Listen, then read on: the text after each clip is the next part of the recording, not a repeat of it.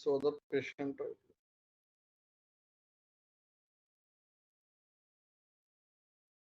Sir ये medium में 18वां question है। क्या स्टार्ट होता है ये बताओगे, क्या लिखा शो हुआ है? पेशेंट आईडी स्टार्ट होता है और इसमें 2 वो नंबर पॉइंट्स भी है।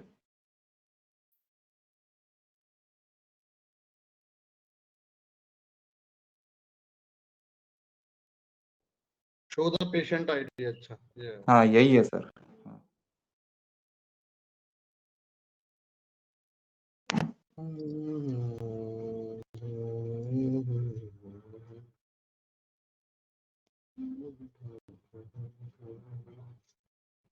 तो show the patient ID, attending doctor ID and diagnosis from admissions that match one of the two criteria. Patient ID is an odd number and attending doctor is either 1, 5 or 19. Attending doctor ID contains a 2 and the length of patient ID is 3 characters and the length of patient ID is 4. ठीक है, इसका थोड़ा hint देख लेते हैं क्योंकि हमें तो इतना एसक्यूएल आता नहीं है। अच्छा, ये मेरी आवाज इको हो रही है किसी के माइक से। ओके, तो सेलेक्ट पेशेंट आईडी फ्रॉम, तो मैं डाटाबेस खोल लेता हूँ। तो पेशेंट आईडी तो इधर पड़ी है एंड अटेंडिंग डॉक्टर, तो इधर एडमिशन में अटेंडिंग डॉक्टर होगा एंड डायग्नोसिस भी इधर है। तो इसने ज्वाइन क्यों नहीं लगाया इसमें? अच्छा इसी में एडमिशन टेबल में ही है सारा, patient ID, attending doctor ID and diagnosis. तो पहले तो हम सिंपल लिख देते हैं, ये देखेंगे patient ID, attending doctor ID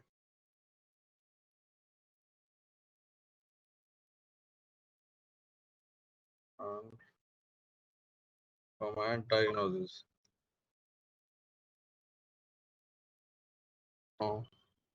ये चलाते हैं पहले तो। No such column doctor attending doctor ID मतलब क्या है? अटेंडिंग क्या गड़बड़ है इसमें? सही तो है। No such column attending doctor patient ID, अरे टेबल ही गलत डाल रखी हमने, टेबल डालना है एडमिशंस। तो पेशेंट आईडी फ्रॉम रह गया सर।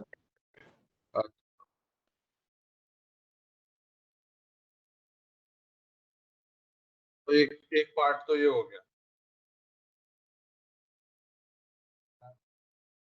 ये कह रहा है कि match one of the criteria, first patient ID is N odd number and attending ID is इधर 1, 5 और 9। अच्छा, तो यहाँ पे हम कंडीशन लगा सकते हैं where patient ID is an odd number and attending doctor is either 1, 5 और 9। और तुमने क्या क्वेरी लिखी है?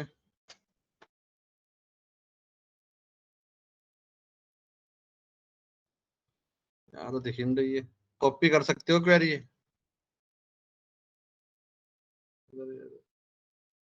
अच्छा, पेशेंट आईडी तुमने सही तो लगाया है, पेशेंट आईडी तो तुमने 2 से डिवाइड किया इक्वल टू 0, उसमें उसको क्या चाहिए?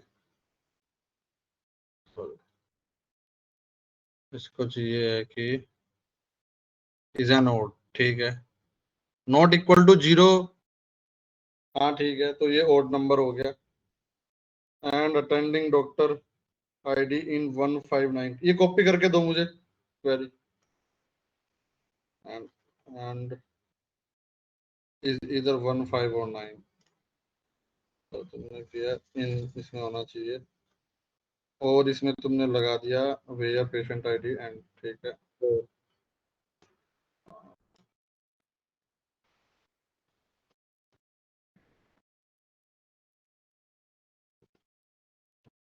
कोई copy,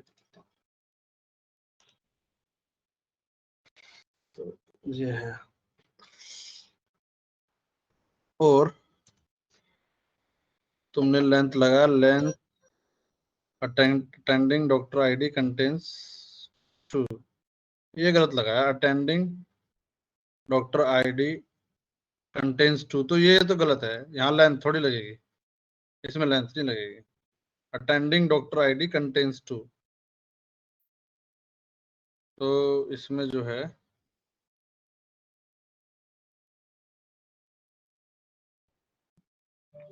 attending doctor ID contains ए 2, नहीं नहीं नहीं, ये गलत लगा रखा है, इसमें दूसरा लगेगा, इसमें लगेगा, मैं देख लूं क्या क्या इसमें ऑपरेटर है एक बार। अच्छा, वो लाइक वाला लगेगा। हाँ, लाइक नहीं नहीं, लाइक वाला कंटेन्स 2, कंटेन्स 2 का मतलब क्या है कि डॉक्टर की आईडी है उसमें 2 होना चाहिए, अटेंडिंग डॉक्टर आईडी में 2 होना चाहिए। फॉर एग्जांपल मैं इधर जाऊं, एडमिशन पे रन करूं उसको, तो डॉक्टर आईडी कहाँ है, जैसे ये है 21242, इसमें 2 है, 22, तो 86 नहीं आएगा, ये भी नहीं आएगा, जिसमें 2 है कंटेन्स 2। तो एक बार मैं थोड़ा सा पढ़ लेते हैं, very basic, very filter, operators में क्या क्या है, सिंटैक्स एंड और लाइक, हाँ अच्छा, देखो इसमें है वेयर फर्स्ट नेम लाइक, अगर ये लिखा हुआ है find any value that start with A, where first name like A finds any value that ends with, find any value that have or any position, finds any value that have r in the second position, find any value that start with a and are at least 2, find any value that start with a and are at least 3 character in the length, इसमें दिया नहीं है, ऐसा होना चाहिए ना, find any value जिसमें ये हो, स्टार्ट आ गया, ये वाइल्ड कार्ड लगाने पड़ेगा इसमें लाइक के साथ। The following SQL statement selects all the patient with first name starting with A, ठीक है।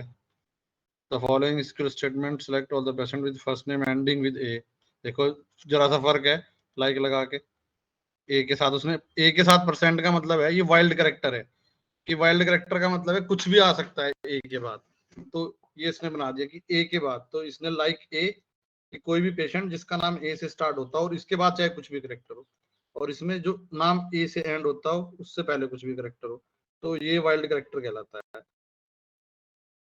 ये और एनी पोजीशन दोनों तरफ इसने लगा दिया, इधर भी वाइल्ड कैरेक्टर तो और कहीं पे भी चलेगा। फिर select with A first name, हाँ तो ये हमारा ये चलेगा, ये वाली क्वेरी, ये जब तुम चलाओगे यहाँ पे, ये चलाओगे, इधर आओगे, इधर आप लगाओगे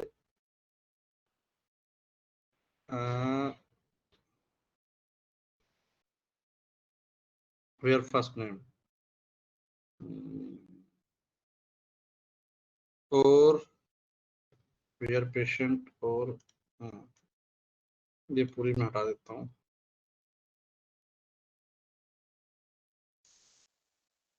डाल दिया मैंने लाइक डॉक्टर आईडी, डॉक्टर और आईडी इक्वल टू है ना, नहीं लाइक ही रहेगा, डॉक्टर आईडी दिस दिस, तो यहाँ पे और की जगह मैं डाल देता हूँ 2, पर ये शायद इसमें आना चाहिए ब्रैकेट्स के अंदर ऐसे, आई बिलीव सो, देखेंगे चला के। मैंने बंद कर दिया और उसके बाद ये उसने कहा है पूरा वाला ब्रैकेट में आएगा, सिर्फ 2 ही नहीं, ये एंड वाले भी, वो परसेंटेज वाले भी ब्रैकेट में आएंगे। अच्छा, ऐसा कहाँ देखा तुमने? नहीं, पहले चला के देखते हैं। एंड फिर तुमने कहा and length of patient ID is 3 character. ये लेंथ निकाली इक्वल टू एंड, पहले तो चला के देखते हैं। Near to syntax error. Akhil देखना इसमें सिंटैक्स एरर कहाँ पे गड़बड़ है, ये वाला इसमें गड़बड़।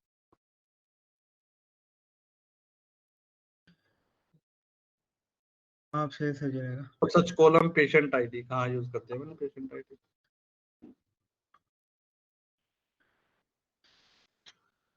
फ्रॉम से पहले स्पेस डालनी पड़ेगी। है फ्रॉम से पहले स्पेस डालनी पड़ेगी।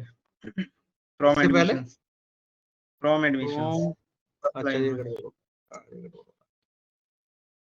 ये आ गया तो, पर ये तो गड़बड़ है भी। अटेंडिंग डॉक्टर आईडी में तो 2 होना चाहिए ना, लाइक परसेंटेज 2 तो नहीं आ रहा इसमें।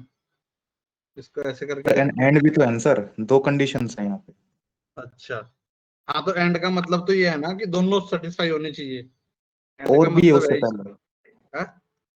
उससे पहले और ये भी है। लिखा ना, अरे ये तो लिखा है कि या तो अटेंडिंग, अच्छा 159 अटेंडिंग डॉक्टर्स आईडी, क्या क्वेश्चन है वो, दोबारा पढ़ लेते हैं।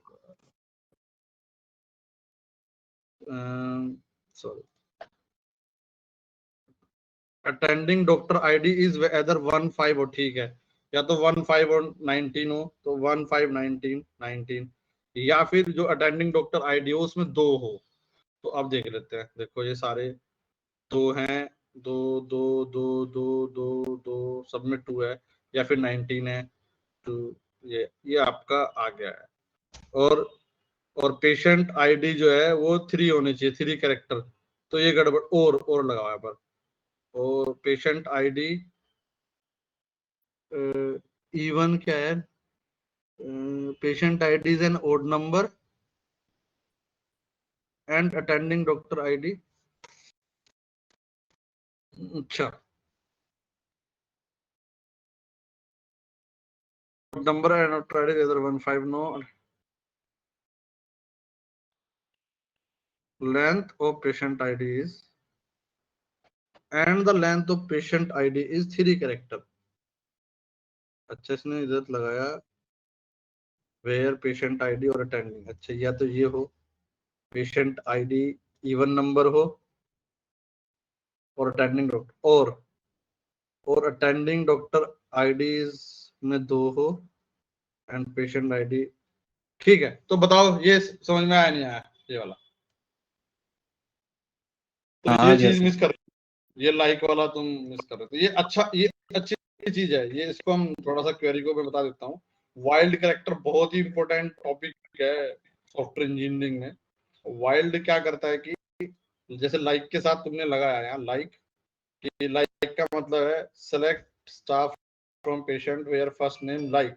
लाइक में मतलब आपको कोई कहे यार ऐसे ऐसे ऐसे पेशेंट का नाम उठाओ जिनके नाम ए से स्टार्ट होता हो, ठीक है, तो लाइक और ए लिखा आपने, उसके बाद ये लिखा परसेंटेज का साइन लगा दिया। तो जो ये परसेंटेज का साइन है ये क्या करता है, ये अज्यूम करता है कि ए के बाद कुछ भी आ सकता है, कोई भी करेक्टर, तो ये सारे वो नाम हटा देगा जो ए से है।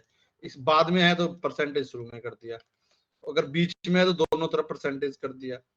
और ये इसने कहा all patient with first name with have R in the second position. वो सेकंड पोजीशन का लिखने का तरीका कि पहले एक स्पेस दिया उसने फिर आर लिख दिया। तो ये थोड़ा सा तुम इनके एग्जांपल देखोगे तो जैसे ए के बाद 3 कैरेक्टर लेंथ में होना चाहिए, तो उसने 3 स्पेस दे दिया होगा यहाँ पे, इधर कि 3 तो हो ही। तो ऐसे करके तुम इसके एग्जांपल पढ़ो, ये काफी बढ़िया चीज है। वाइल्ड कैरेक्टर जो है ये लाइक ऑपरेटर के साथ यूज होता है, ठीक है। बताओ किसी और को कोई क्वेरी है जो समझ में ना आई हो? तुम्हें समझ में आ रही जतिन जो क्वेरी अब तक की है सारी? हाँ यस सर, समझ आ रही है सारी। गुड। कोई और है तो बताओ भाई, कोई क्वेरी किसी की जो समझ में ना आ रही हो?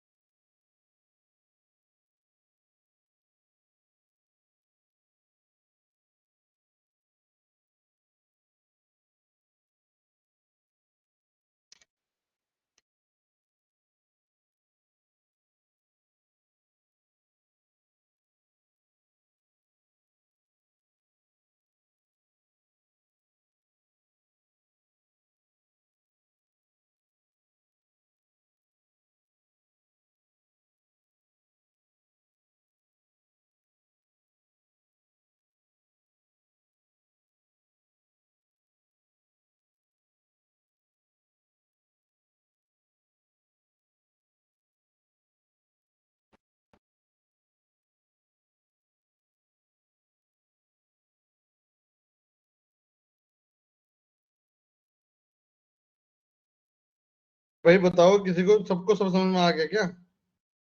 सर हेलो हाँ। सर, ऐसे बोल रहा हूँ, अपने लो कोड में और ये कोडिंग में दोनों में से इजी कौन सा है? लो कोड या लो फिर ये कोड, कोडिंग? लो कोड, लो लो कोड। कोड। हाँ। कौन कौन बोल रहा है? शाम से हाँ। देखिए। हाँ, लो कोड आसान है। लो कोड आसान है, पर दिमाग दोनों में लगेगा एक टाइम के बाद, जब आप खैर जो देखो दो चीज हैं। वन इज जो मेन कोडिंग वाला है वो है डिफिकल्ट तो है ही वो। दूसरा, उसमें जो जॉब है लो कोड वाले में, वो सॉरी मेन जो फुल स्टैक डेवलपमेंट कह लो, उसकी जो जॉब है यूजुअली सॉफ्टवेयर कंपनी में मिलेंगी, जो एक्चुअल में सॉफ्टवेयर कंपनीज हैं। और जो लो कोड वाला जो है उसमें सॉफ्टवेयर कंपनी में तो मिल ही जाएंगे जो, सॉफ्टवेयर कंपनी के अलावा बहुत सारे बिजनेस खुद ही वो हायर कर लेंगे इन हाउस। कोई हेलो कंपनी। सर, ये कमेंट देखिए जरा। हेलो,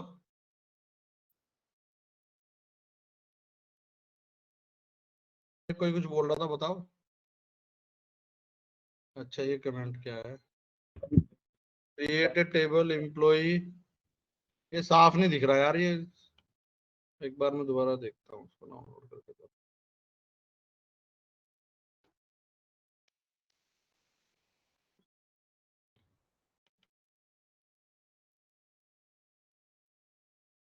हम्म।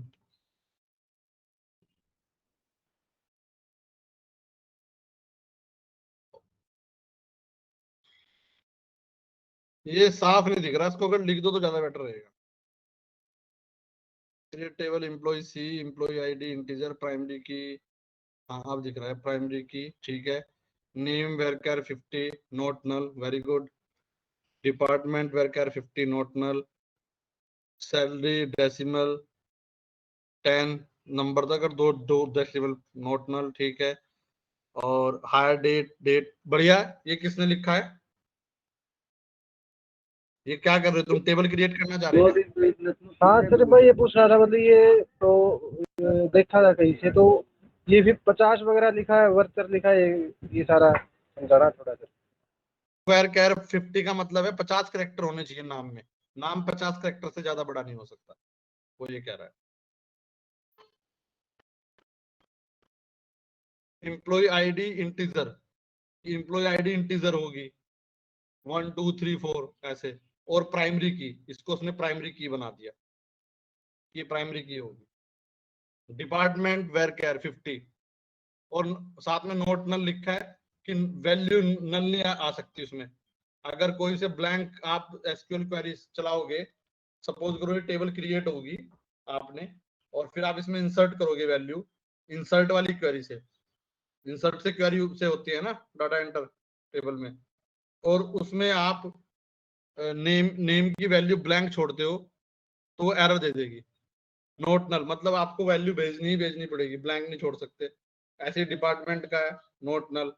सैलरी डेसिमल, उसने लिखा है सैलरी डेसिमल 10 to 10 डिजिट तक सैलरी हो सकती है, और 2 डेसिमल पॉइंट 2 तक, जैसे कि 10.50 ऐसे होगी, या फिर 10,000.50 डेसिमल पॉइंट 2 तक रह सकता है उसमें, उससे ज्यादा आप एंटर नहीं कर पाओगे।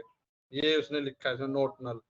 और हायर डेट में डेट एट्रीब्यूट्स का नाम है, उसका टाइप भी उसने एट्रीब्यूट्स दे दिया। और नोट नल की उसे भी आप नल नहीं छोड़ सकते हो डेट को। बताओ इसमें कुछ अभी कंफ्यूजन है क्या? नहीं फिर ये मतलब 50 कैरेक्टर लिखा है तो 50 ही जरूरी है, फिर 49 या 50 फिर से कम, 50 से कम, 50 से ज्यादा नहीं हो सकते। 50 से कम हो सकते हैं, 50 से ज्यादा नहीं हो सकते। तो जब आप एसक्यूएल क्वेरी चलाओगे इंसर्ट करने की, और अगर उसमें आपने ऐसा नाम लिख दिया जिसके कैरेक्टर 50 से ज्यादा हैं, तो वो एरर थ्रो कर देगा कि we can not insert this data in table. Minimum कितने, 50 से 40 हो जाए, 10 हो जाए, 1 हो जाए, 1 कैरेक्टर भी जाएगा, 1 होगा तो। और ये सर एक बार देखा ये लिखा है, हम क्या चीज? लिखा प्राइमरी की, टीएनपी प्राइमरी की। देखो प्राइमरी की का मतलब है कि वो जो यूनिक हो, तो एम्प्लॉय आईडी उसने प्राइमरी की कर दी, लिख दिया।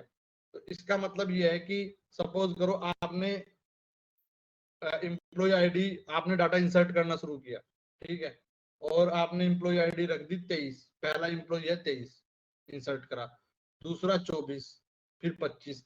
अब आपने दोबारा फिर 23 डालने की कोशिश करी। जब आप दोबारा 23 डालने की कोशिश करोगे तो एरर दे देगा, क्योंकि आपने एम्प्लॉय आईडी को प्राइमरी बना रखा है, तो कहेगा डुप्लीकेट वैल्यू, इसको मैं इंसर्ट नहीं कर सकता हूँ। तो आप जिस भी एट्रीब्यूट्स को प्राइमरी की बनाना चाहते हो उसके सामने प्राइमरी की लिख दोगे, फिर आप उसको डुप्लीकेट नहीं कर पाओगे। अगर मैं इसको प्राइमरी की हटा दूं यहाँ से, इसके सामने से, फिर आप कर दोगे, फिर आप क्या करोगे, जैसे पहला एम्प्लॉय की आईडी 23, दूसरे की 24, 25, फिर आपने फोर्थ की फिर 23 डाल दी, ये एक्सेप्ट कर लेगा उसको आराम से 23। तो इसलिए हमें बहुत सारे टेबल्स में हम एक पर्टिकुलर एट्रीब्यूट्स को प्राइमरी की लिख देते हैं उसके सामने, ताकि उसकी वैल्यू हम डुप्लीकेट ना डाल पाए, जान के भी डुप्लीकेट ना डाल पाए, क्योंकि गलती से डाल सकते हैं ना, गलती होगी उससे डाल दोगे तुम, तो उससे बचने के लिए हमने इधर डाल दिया है कि ये प्राइमरी की है। और कुछ?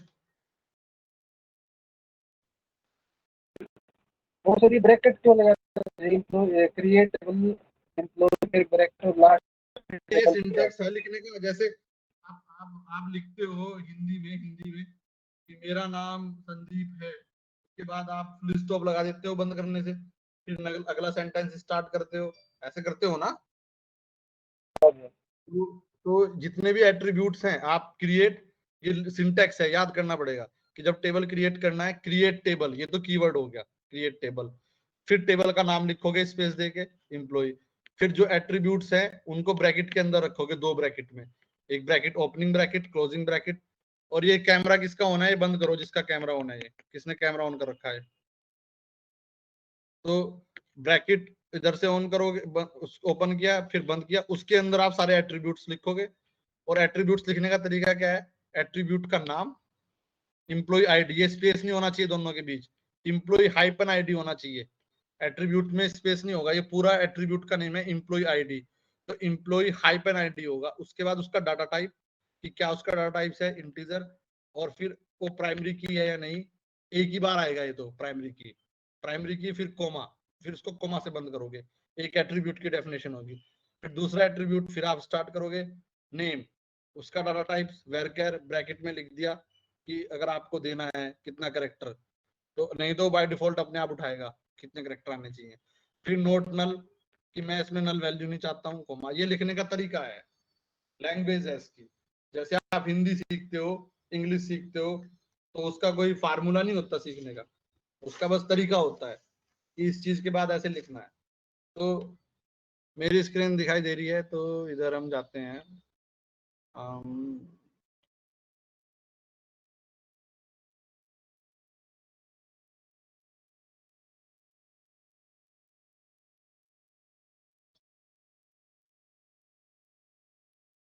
ये है सिंपल तरीका, ये टेबल, ये पूरा कीवर्ड है, उसके बाद टेबल का नाम लिख दिया हमने पर्सन, कि टेबल का नाम रहेगा पर्सन, फिर ये ब्रैकेट शुरू किया और इधर बंद कर दिया, और इधर ये भी लगा दिया। इसके अंदर आप जितने भी एट्रीब्यूट्स हैं वो लिखोगे। पहले एट्रीब्यूट का नाम पर्सन आईडी बिना स्पेस के, उसके साथ उसका डाटा टाइप, फिर कोमा से बंद, बस ये खत्म हो गया कि एक एट्रीब्यूट यहाँ पे खत्म हो गया पूरा का पूरा। फिर लास्ट नेम, उसका डाटा टाइप वेरचर, कितना आना चाहिए, इतना इतना आ सकता है, फिर कोमा से बंद कर दिया। फर्स्ट नेम इतना आ सकता है, एड्रेस इतना आ सकता है, सिटी। जो लास्ट वाला एट्रीब्यूट होगा उसके साथ आप कोमा नहीं लगाओगे, उसको ऐसे ही छोड़ दोगे। तो ये लिखने का तरीका है, लैंग्वेज है इसकी। जब आप लिखोगे बार बार आपको याद हो जाएगा। याद नहीं होता है तो आप ऐसे उठा सकते हो, कॉपी कर सकते हो, फिर अपने हिसाब से उसके नाम से, अच्छा मुझे तो जो है पेशेंट की टेबल क्रिएट करनी है, या आपने पेशेंट का लिख दिया, ठीक है, फिर उसके हिसाब से तुम यहाँ एट्रीब्यूट लिखना स्टार्ट कर दोगे। इसको देख कर आपको पता चल जाएगा। आ गया समझ में? कोई और सवाल है तो बताओ। आज लास्ट है, मतलब last in the sense next week से हम कुछ और पढ़ना स्टार्ट करेंगे, लेकिन उसके साथ साथ आपको एसक्यूएल पढ़ना जारी रखना है। डेली हम एक आधी क्वेरी कवर कर लेंगे लेक्चर में, कोई भी क्वेरी कोई लेके आ सकता है। और HTML CSS भी आप लोगों ने शायद करनी छोड़ दी है, CSS तो कर लो कम से कम। तो ये दो चीजें जो साथ में चलती रहेंगी। बताओ कोई और क्वेरी है किसी की? तो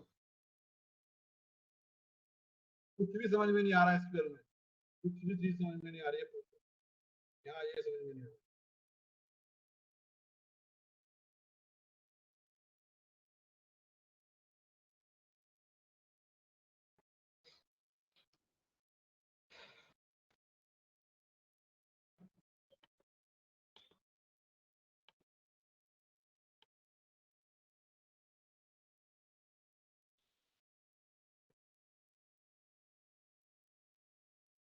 तो इसको देख लेते हैं। देखो एसक्यूएल में क्या है कि ये भी एक टेबल इसने डिफाइन की, और साथ में इसने ये एट्रीब्यूट का नेम है आईडी, और ये डाटा टाइप इंटीजर, और लिख दिया नोट नल। ऐसे ही इसने 3 एट्रीब्यूट दिए इसमें, ID, last name, first name, age. जिन एट्रीब्यूट्स में आप चाहते हो कि वो ब्लैंक नहीं रहने चाहिए, नल वैल्यू नहीं आनी चाहिए उसमें, उनके सामने आप लिख दोगे नोट नल, नोट नल, नोट नल, ठीक है।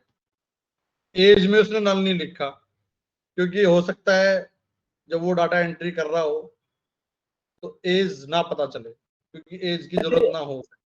ऐसी भी कोई होती है जिसमें नल वैल्यू लिखी जाए? क्या चीज? ऐसी भी वो होती है क्या कोई टेबल या फिर कोई रो कॉलम जिसमें नल वैल्यू आ सकती है? समझ में नहीं आया, वैल्यू आ सकती है? हाँ, जैसे लिखना पड़ता है नोट नल, नोट नल, तो मतलब ऐसा भी हो सकती है क्या जिसमें आ ही जाए?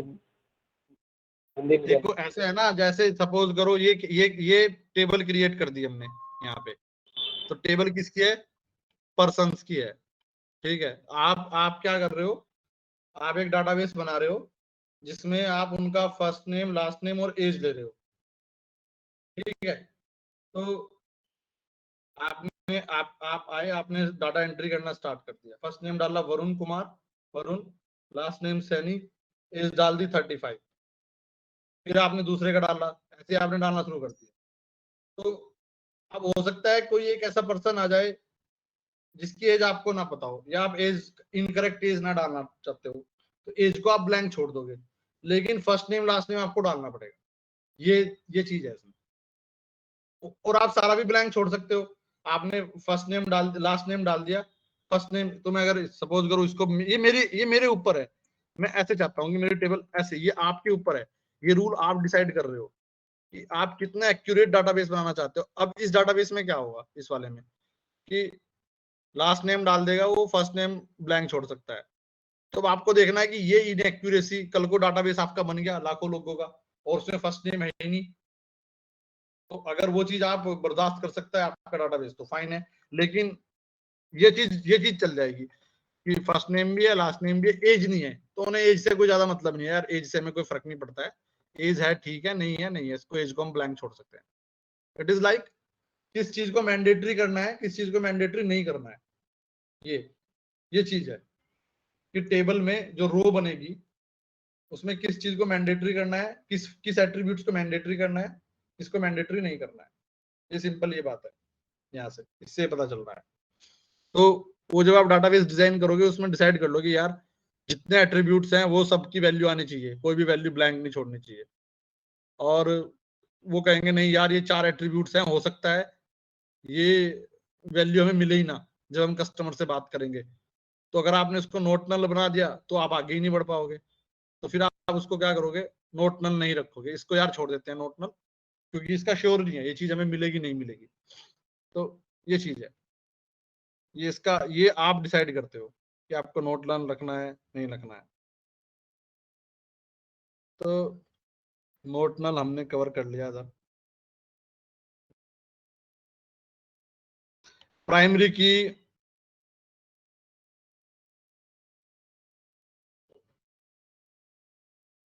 तो प्राइमरी की का देने का मतलब क्या है, अगर मैं इसको लिखूं,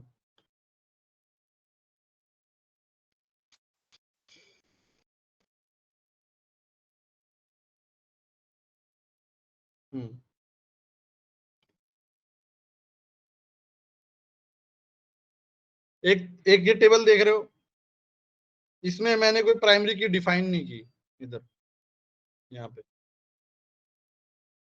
लेकिन अब इसमें क्या होगा कि मैंने प्राइमरी की अगर नहीं डिफाइन की तो इसमें आईडी की वैल्यू डुप्लीकेट हो सकती है, जो आईडी है,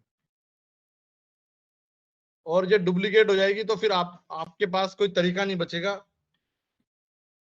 यूनिक वैल्यू फाइंड आउट करने का। आपने कहा कि भाई ऐसे लोग फाइंड आउट करो जो वरुण कुमार है, अब वरुण कुमार हो सकता है 2 आईडी एक जैसी हो, तो नहीं मिल पाएगा। या फिर आप ऐसा कोड लिखो कि आईडी हमेशा यूनिक रहे, ये डुप्लीकेट ना हो, और वो कोड में लगाना पड़ेगा। तो उस चीज को हटाने के लिए आप क्या करते हो, ये डाल देते हो प्राइमरी की आईडी। इसको मैं यहां से उठा के चाहे ऐसे ले देता हूँ यहाँ पे, ये जो आईडी फील्ड है वो इंटीजर हो एंड प्राइमरी की हो। अब इसका मतलब क्या है, इसका मतलब ये है जी आईडी जो फील्ड है ना उसको आप जान के भी डुप्लीकेट नहीं कर पाओगे चाह कर भी। आपका जो बंदा एंटर कर रहा है डाटा, वो उसको आईडी फील्ड जो है वो यूनिक रखनी पड़ेगी 100%। उसके पास कोई तरीका नहीं होगा।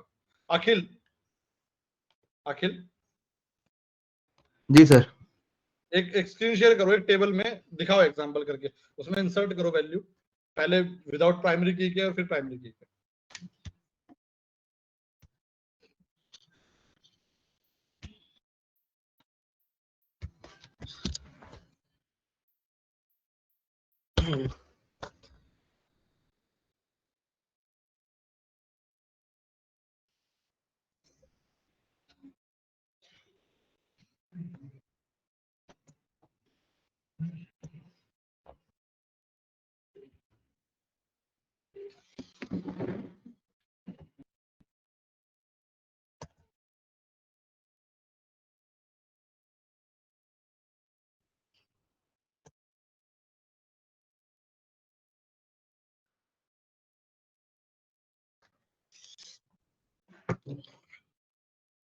एक इसमें वो ले लो, फिर पहले विदाउट वो हो गया ना, जिसमें प्राइमरी की नहीं है कोई भी। पर एक फील्ड ले लो उसमें आईडी, हाँ अच्छा। एक एट्रीब्यूट ऐड करो आईडी। जिसको हम मानेंगे कि भाई इसको हम प्राइमरी की बनाना चाहते हैं विदाउट डिफाइनिंग। तो हम इधर लिख दो आईडी।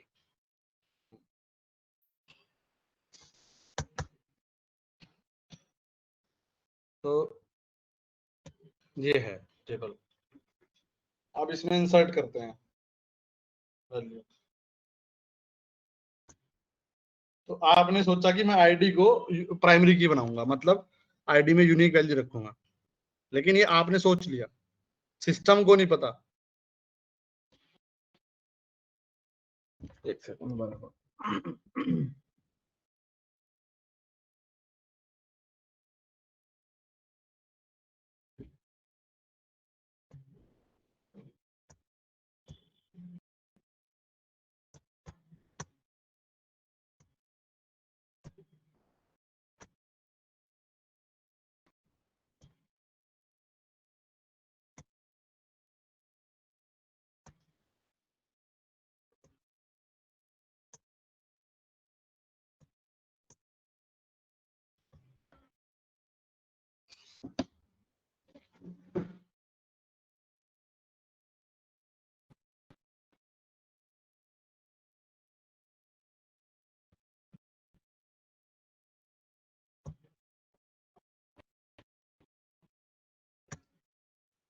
अब एक आईडी डाल दिया, अब दोबारा अगर सेम आईडी डालेंगे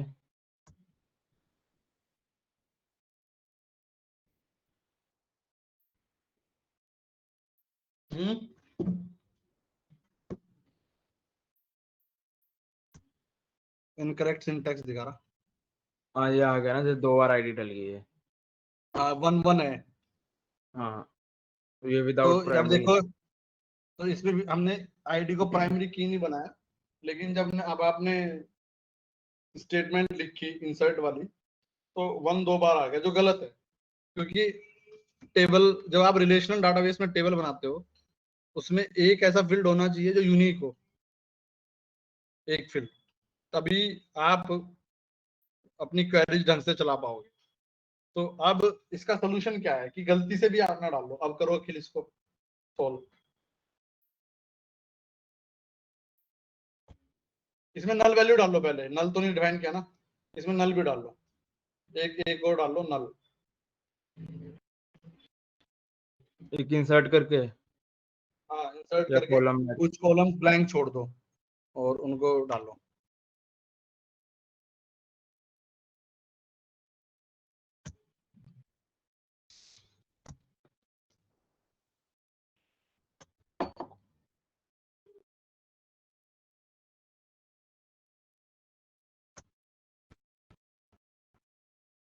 तो अभी देखो, इसने एक और डाटा एंटर किया और सारी वैल्यू उसने ब्लैंक छोड़ दी। कस्टमर फोन नंबर उसने 0 ले लिया, डेट ऑफ बर्थ नल तो नहीं हुआ, पर ये डेट ऑफ बर्थ तो उसने लिया है 000। ये तो फिर टाइम पे ना, तो बाय डिफॉल्ट वैल्यू रहती है ये वाली। अच्छा, पर कस्टमर नेम उसने वो ले लिया नल, कस्टमर नेम में कुछ नहीं है। तो अब इस चीज को अवॉइड करने के लिए बनाओ टेबल एक विद प्राइमरी की और नोट नल।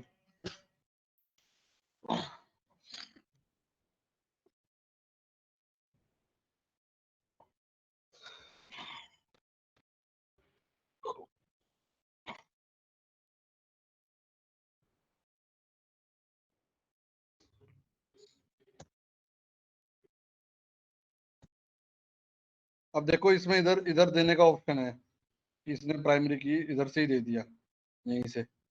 जो आप डिजाइन करते हो, चाहे क्वेरी लिख के बनाओ, आप क्वेरी भी लिख सकते हो, क्रिएट टेबल, और ये इंटरफेस भी है बनाने का, इससे भी बना सकते हो, वो आपके ऊपर है आप कैसे बनाना चाहते हो।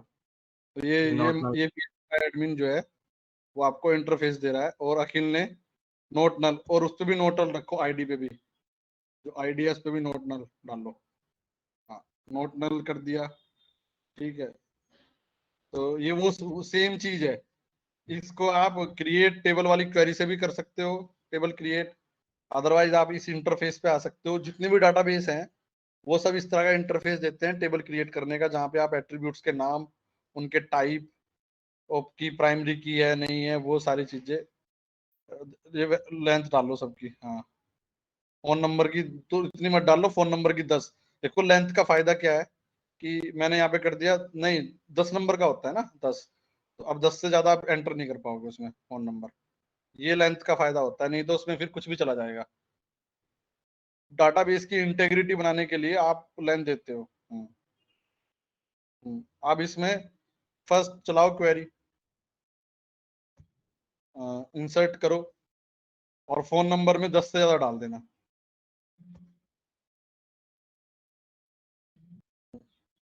और ब्लैंक छोड़ दो कस्टमर नेम।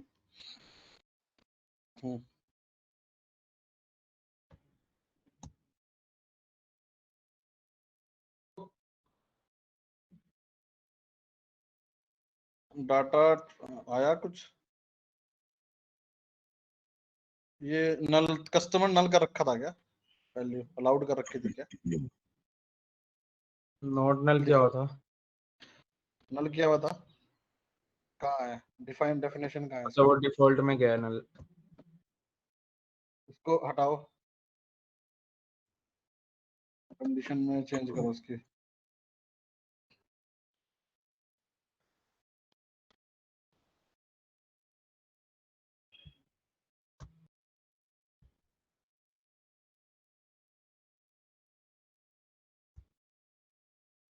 ये तो है इसमें वैल्यू देने की।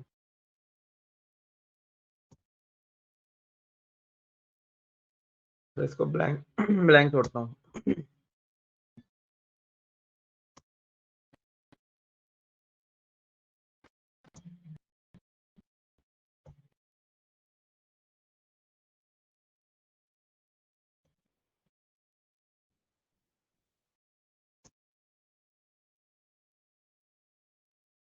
डुप्लीकेट एंट्री 1 फॉर की प्राइमरी। तो अब ये आ गया कि जब दोबारा आपने 1 को डालने की कोशिश करी, इसने आपको मना कर दिया कि ये चीज नहीं हो सकती है, क्योंकि ऑलरेडी आपने उसको प्राइमरी की। तो ये फायदा है कि आप गलती से भी उसमें प्राइमरी की को डुप्लीकेट नहीं कर पाओगे। ठीक है, छोड़ दो, बस इसको इतना ही समझाना था।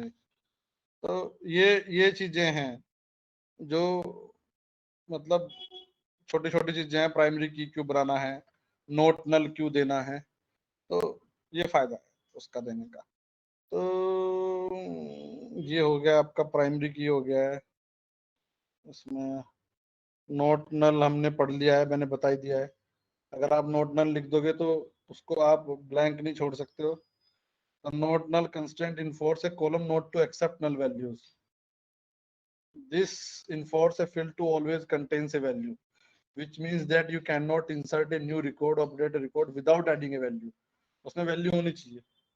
तो ये चीज इसने बता दी। इस टेबल से पता चल रहा है कि ये तीनों फील्ड आप ब्लैंक नहीं छोड़ पाओगे, वैल्यू डालनी पड़ेगी, लेकिन एज को ब्लैंक छोड़ दोगे तो चला जाएगा। ठीक है, तो unique the unique constraint ensure that all value in a column are different. Both unique and primary key constraints provides a guaranteed for uniqueness for a column or set.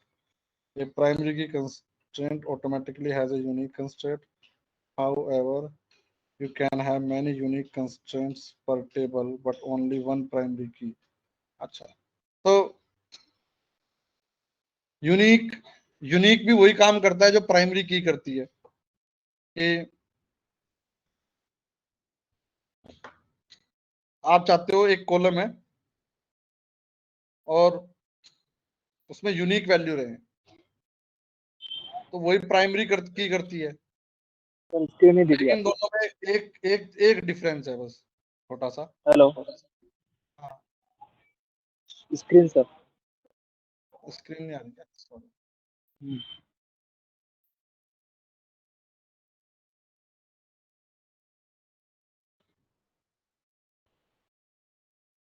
तो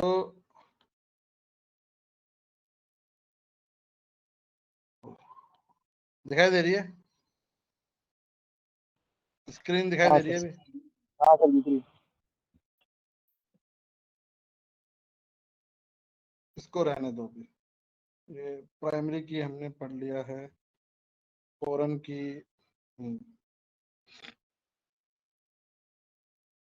फॉरेन की वैसे तो हमने पढ़ लिया है कि कंसेप्ट क्या है फॉरेन की का। बट जैसे हम प्राइमरी की को डिफाइन करते हैं वैसे ही हम फॉरेन की को भी डिफाइन करते हैं टेबल में। A foreign key is a field in one table that refers to the primary key in another table. जो मैंने एग्जांपल देके समझाया भी था पहले कि वो ऑर्डर आईडी है, ऑर्डर वाली टेबल है, इस तरीके से मैंने समझाया था। तो लेकिन जब आप डाटाबेस टेबल बनाओगे माई एसक्यूएल में तो आप उस चीज को दे सकते हो। अब मतलब ना दोगे तो भी आपके, ऐसा नहीं है जरूरी है देना। मैं एक भी समझा दूं कि ऐसा नहीं है कि प्राइमरी की लिखना जरूरी है। आप प्राइमरी की नहीं भी लिखोगे तो भी आपकी टेबल बन जाएगी, और तो भी उसमें एक ऐसा फील्ड होगा जिसको आप प्राइमरी की मान सकते हो कि ये मेरा प्राइमरी की है। लेकिन प्रॉब्लम क्या हो सकती है, अगर उसमें यूनिक वैल्यू है तो फाइन, कोई दिक्कत नहीं आएगी।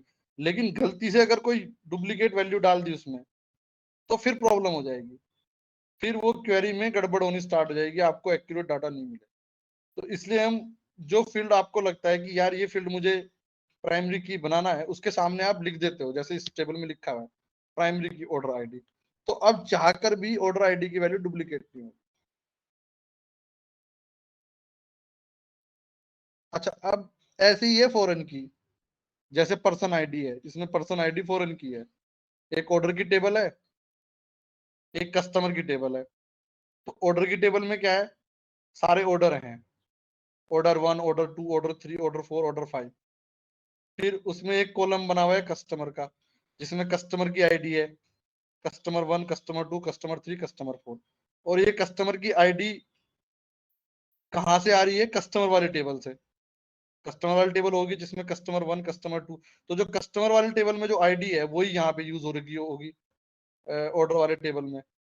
तो अब इसको मैं ऐसे लिख सकता हूँ कि इस टेबल को मैं ऐसे बना सकता हूँ इधर,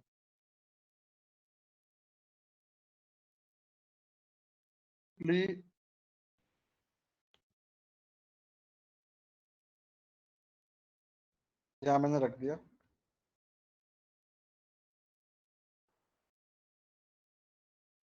इधर पर्सन आईडी। तो ये फाइन एकदम सही काम करेगा। अब आप जब डाटा बेस एंटर करोगे, डाटाबेस बनाओगे, आपने एक ऑर्डर आया, उसको बनाया आपने, ऑर्डर का नाम लिख दिया, पर्सन ऑर्डर नेम लिख दिया, और फिर आपने सॉरी इसको हटाओ यहाँ से, पर्सन आईडी इंटीजर, और इधर आपने कर दिया कि चलो भाई ऑर्डर है ये, इसका अमाउंट डाल दिया इधर, और अमाउंट को आपने इंटीजर ही कर दिया। चलो मैंने अमाउंट को, आपने उसका अमाउंट डाला, और इसको भी मैं हटा देता हूँ यहाँ से। ये आपकी सिंपल टेबल होगी। और जब कस्टमर का नाम डालने की बात आई तो आप कस्टमर का नाम नहीं डाल लोगे, जैसे मैंने बताया था, उसकी आईडी डाल लोगे, और वो आईडी कहाँ होगी, कस्टमर टेबल में। तो ये बिल्कुल सही है, चलता रहेगा, काम करेगा। लेकिन पर्सन आईडी गलती से कुछ और ना डाले, गलती से हो सकता है वो कुछ भी डाल दे पर्सन आईडी, और वो आईडी कस्टमर टेबल में ना हो, तो प्रॉब्लम खड़ी हो जाएगी। क्योंकि वो पर्सन आईडी सपोज करो उसने रैंडमली डाल दिया गलती से 4, 5, 6, और वो कस्टमर एग्जिस्ट ही नहीं करता, या वो ये आईडी गलत है, उस टेबल में है ही नहीं, तो रेफरेंस बनेगा ही नहीं।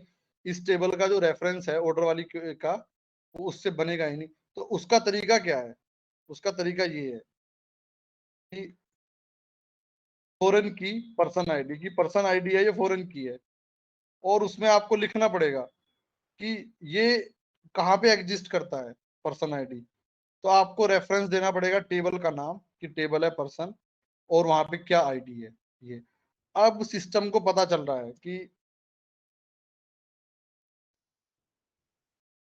ये पर्सन आईडी है,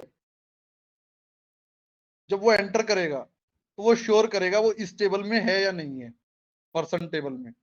अगर वो इस टेबल में नहीं है तो वो एरर दे देगा, नहीं आप इस टेबल में एंटर नहीं कर सकते हो, क्योंकि ये इस टेबल में एग्जिस्ट ही नहीं करती है पर्सन में।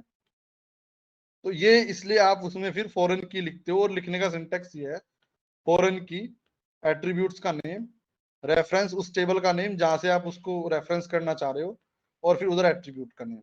अब ये बताओ ये चीज समझ में आई है या नहीं आई? जिसको नहीं समझ में आई है बताओ। आई समझ में? हाँ जतिन, समझ में आया ये? यस सर, आ गया।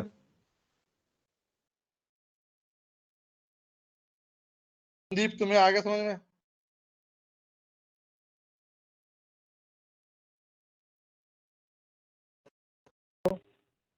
हाँ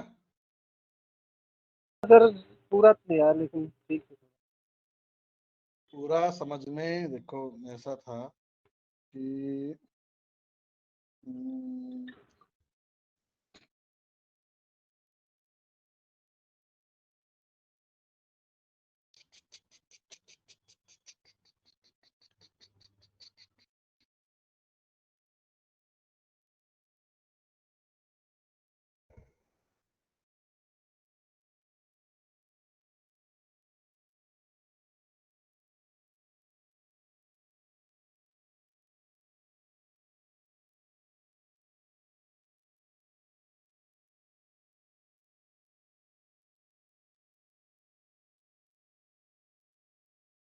ये मैंने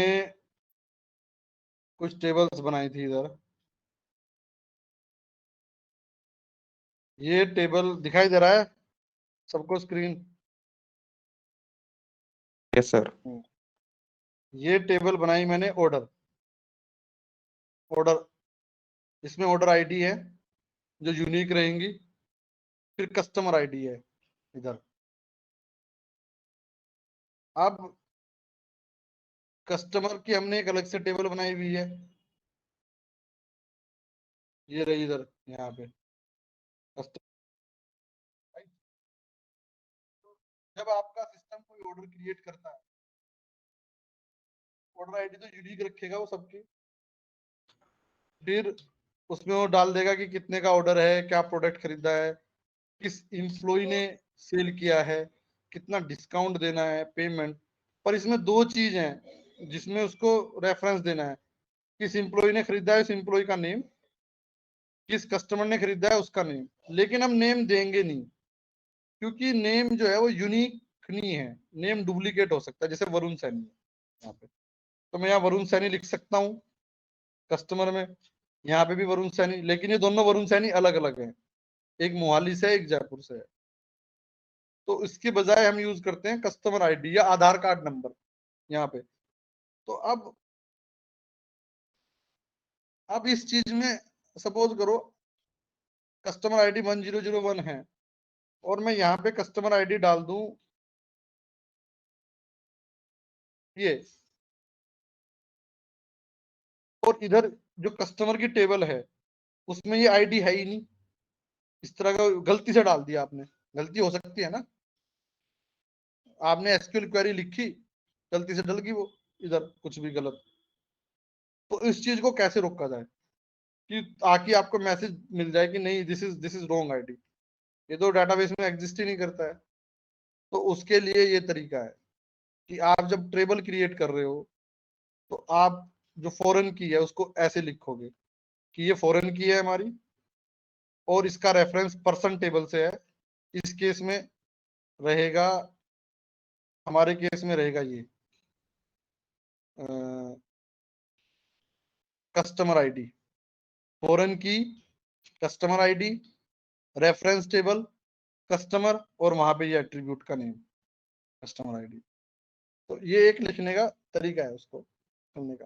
ठीक है, समझ में नहीं आया कोई दिक्कत नहीं है, हम इसको फिर दोबारा फिर कवर करेंगे, और जब इसमें एक दो रियल एग्जांपल होंगे तो आपको क्लियर हो जाएगा। ठीक है, तो आज की क्लास हम एंड करते हैं। हमारा एक पड़ाव खत्म हो चुका है एसक्यूएल। मेरे हिसाब से सबको सब कुछ समझ में नहीं आया, फिर भी बहुत कुछ समझ में आ गया है। आप लोगों को ये पता लग गया है कि एसक्यूएल डाटाबेस क्या होता है, डाटाबेस डिजाइन क्या होता है, टेबल्स क्या होती हैं, टेबल्स में एट्रीब्यूट्स क्या होते हैं, फिर रोज क्या होती हैं, प्राइमरी क्या होती है, फॉरेन की क्या होती है, टेबल के बीच में रिलेशनशिप किस तरह के बनते हैं, और क्वेरी बेसिक क्वेरी कैसे लिखते हैं। तो बट आपको अपनी पढ़ाई यहाँ पे बंद नहीं करनी है, आगे जो भी हम पढ़ा रहे हैं वो हम पढ़ते रहना, लेकिन ये डाटाबेस की जो पढ़ाई है ये पढ़ते रहना, आप इसको कंटिन्यू रखना है आपको, और नहीं कुछ तो ये जितना यहाँ पे दिया हुआ है इसमें, इधर जो लर्निंग रिसोर्स है और इधर व्यू ऑल क्वेश्चंस हैं, लगभग ये तो सारे कवर करने हैं आपको, चाहे इसमें आपको नेक्स्ट 2 महीने लग जाएं, 3 महीने लग जाएं, 3 महीने भी लग जाए ना, कोई प्रॉब्लम नहीं है। 3 मंथ में आप ये सारी क्वेरीज समझ लो, आपके कंसेप्ट क्लियर हो जाएं, बहुत बढ़िया। ये सारी चीजें 3 मंथ के अंदर, क्योंकि जब मैं एमसीए कर रहा था तो मेरे पास पूरा सब्जेक्ट था डाटाबेस, एक सेमेस्टर, और एक सेमेस्टर होता है 6 मंथ का। हालांकि वो काफी बड़ा था, उसमें बहुत बहुत सारे टॉपिक्स थे, बट वो पूरा मतलब 6 मंथ का रहता है सेमेस्टर, और उसमें डाटाबेस एक पूरा मेरे पास वो था पेपर। खैर वो काफी बड़ा पेपर था, उसमें बहुत कुछ थे और चीजें, लेकिन आप नॉन टेक्निकल हो या एमसीए नहीं करिए तो आपके लिए 3 मंथ भी बहुत है। 3 मंथ मतलब आप 3 मंथ में सीख जाओ ये सारी चीजें, तो वो बढ़िया रहेगा। तो इसलिए पढ़ाई जारी रखो, पढ़ना जारी रखो, यहाँ से पढ़ लो, कोई और रिसोर्स मिलता है वहां से पढ़ लो, और जो हमारी क्लासेस होंगी मंडे से उसमें आप आ सकते हो डेली अपनी क्वेरी लेके कि मुझे फॉरेन की समझ में नहीं आई है, मुझे ये चीज समझ में नहीं आई कि ये क्यों लिखा हुआ है, तो हम उसको डिस्कस करेंगे यहाँ पे, ठीक है। सर मंडे हेलो, से क्या पढ़ा रहे हो मंडे? मंडे से हम प्रोग्रामिंग लैंग्वेज पढ़ाएंगे, कोई भी PHP शुरू करेंगे, या फिर हम शुरू करेंगे डिल्यूज। ये लो कोड लैंग्वेज है जो काफी यूज होगी हमारे प्लेटफॉर्म में, इसको हम स्टार्ट करेंगे। ये ऐसी है जैसे PHP है, लेकिन ये इसमें यूज होगी जो क्रिएटर में, तो ये लैंग्वेज है, इसको हम स्टार्ट करेंगे पढ़ना। लर्न डिल्यूज, यहाँ पे इन्होंने पूरा इंटरफेस भी दे रखा है इसका बनाने का इधर, तो ये चलेगा। इसमें आपको वेरिएबल्स पता चलेंगे, डाटा टाइप्स क्या होते हैं, operator, expression, comments, condition statement, list क्या होती है, मैप क्या होता है, ये चलेगा। नेक्स्ट 1 मंथ में ये रहेगा, डिल्यूज रहेगा, बेसिक PHP रहेगी, 2 लैंग्वेज रहेंगी अगले महीने में, ठीक है। अब बताओ किसी को कुछ कहना सुनना है तो। हेलो, पहले तो ये बताओ 1 महीना हो गया, तुम लोगों को कैसा लग रहा है, how are you feeling? 1 by 1 सब बताओ, एक एक करके। वेदिका बताओ आप अपना फीडबैक। सर मैंने शुरू में थोड़ा मुश्किल लग रहा था, बट अभी मेरे को SQL में बेसिक क्वेरी तक तो कोई दिक्कत नहीं है, एट्रीब्यूट टेबल में एंट्री करना, बट जहाँ पे 3-4 क्वेरी मतलब 3-4 चीजें एक साथ डालनी होती है वहां पे थोड़ा मुश्किल होता है बस। वो हो जाएगा, वो धीरे धीरे हो जाएगा, उसको करो प्रैक्टिस, ठीक है, हो जाएगा वो। ठीक है पूजा आप बताओ। सर मेरे को भी काफ़ी कुछ समझ में आया है, HTML CSS भी पढ़ा मैंने, और इसमें SQL क्वेरी में भी अच्छी जो छोटी छोटी क्वेरी है वो काफ़ी समझ आ गई है मेरे को। तो समझ में नहीं आ रही है उसको समझने की कोशिश करो, जी और नहीं समझ में आ रही है तो यहाँ समझो किसी से, और जी यहाँ किसी से भी समझ में नहीं आ रही है तो मेरे पास लेके आओ, ओके। ठीक है।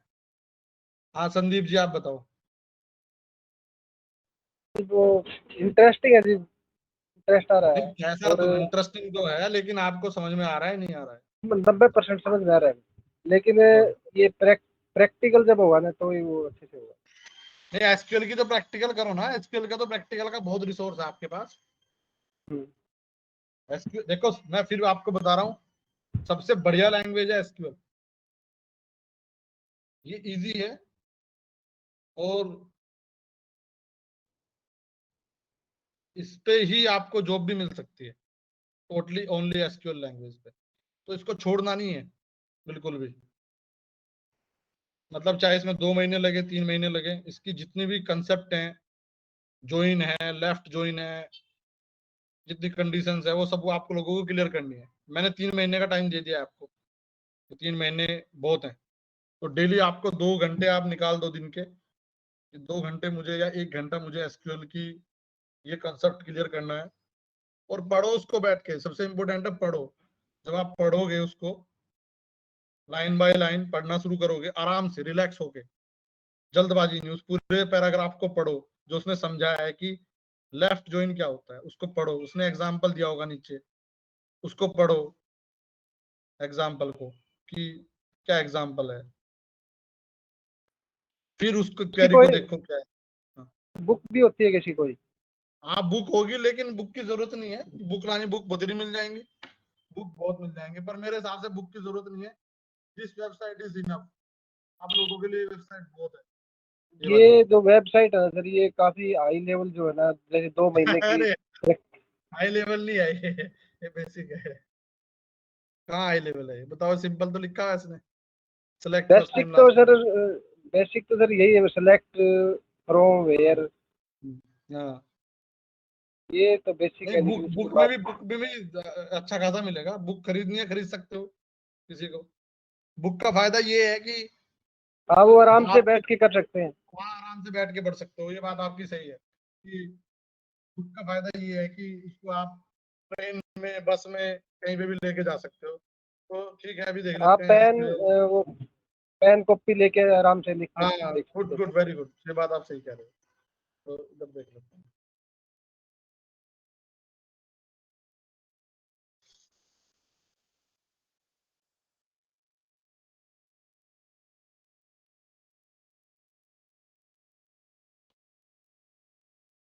इधर मिल जाएंगे बहुत, देखो ये इधर काफी है। SQL for beginner, step by step guide to programming SQL for beginner. Advance user के लिए भी, बिगिनर के लिए भी है। इंग्लिश में चाहिए तो इंग्लिश में, हिंदी में, यहाँ से देख लो और उसके रिव्यू देख लेना, रिव्यू कैसे हैं, उधर मिल जाएंगे। और नहीं तो मैं किसी दिन बैठ के टाइम लगा के, मैं वैसे तो यही बुक लग रही सही, ये वाली बुक सही लग रही है। तो ये है 530 रुपए की है, खरीद सकते हो आप लोग।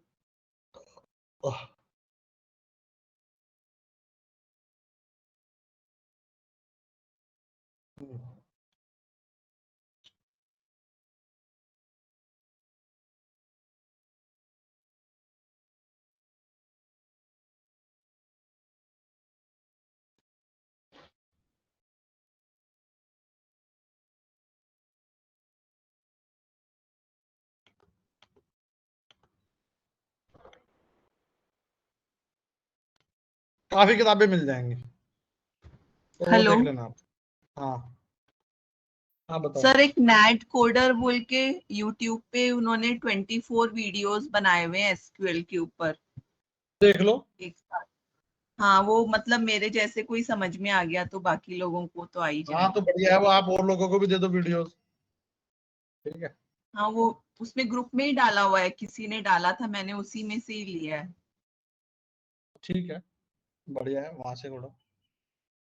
तो ठीक है, फिर आज का एंड करते हैं। एंड ये एसक्यूएल को आप जारी रखो, स्टार्ट करना। अपने लोकल सर्वर पे डाटाबेस सेटअप कर लो, किसी को करना है तो। नहीं आ रहा है तो बता देना, नेक्स्ट वीक में सेटअप करा देंगे जैसे अखिल ने किया हुआ है। वहां पे फिर टेबल वगैरह बनाना, क्वेरी चलाना। तो ये चलो ठीक है, आज एंड करते हैं।